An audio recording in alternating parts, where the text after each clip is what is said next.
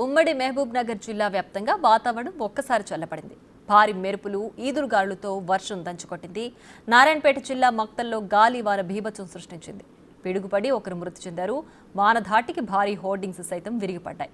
అకాల వర్షం రైతులను నిండా ముంచింది. నీటి పాలైన ధాన్యాన్ని కాపాడడానికి రైతులు నానా అవస్థలు పడ్డారు.